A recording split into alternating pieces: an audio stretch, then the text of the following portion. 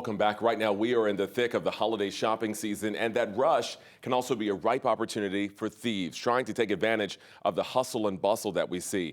11 Alive News investigative reporter Liza Lucas explains how businesses are dealing with it and the impact it has on you, the consumer.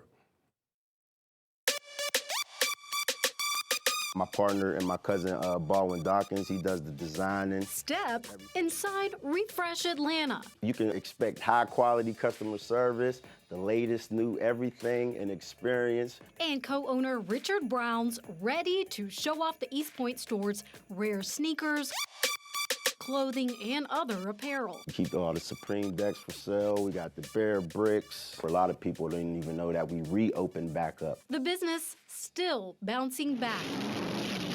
After this break-in, caught on video last year, shut down the store for 7 months.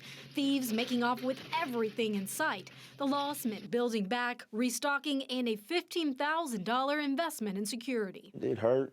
We had to readjust, pivot, didn't know if we were going to keep going. All the damage and whatever. Videos showing brazen thieves making off with stolen goods in Metro Atlanta constantly circulates on social media. The scope of the problem is hard to quantify. 11 Alive learning law enforcement data does not always break down retail theft from other types of larceny. Smart choice. Put that in my back for me. But there are some trends experts are digging into, like shoplifting. In Atlanta, police report shoplifting incidents are up 14% over last year. And a mid-year report analyzing law enforcement data from 23 cities shows the shoplifting rate was 24% higher on average during the first half of this year than the same period last year. And that doesn't count the big retail months around the holidays. Shoplifting tends to increase around holiday shopping. Ernesto Lopez authored the report and is with the Council on Criminal Justice. He tells 11 Alive increased attention on shoplifting in the last 2 years could be the reason for the uptick. As these stores have implemented these technologies, hired more personnel, they could just be capturing it more.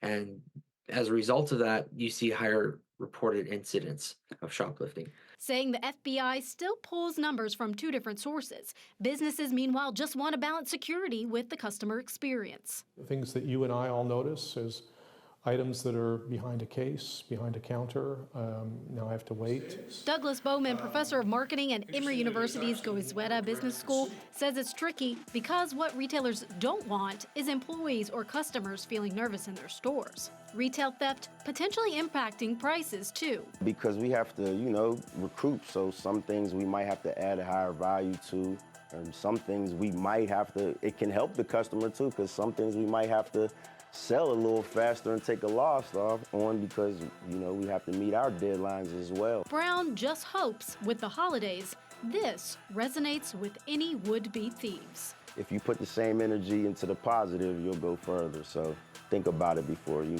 make the bad decision.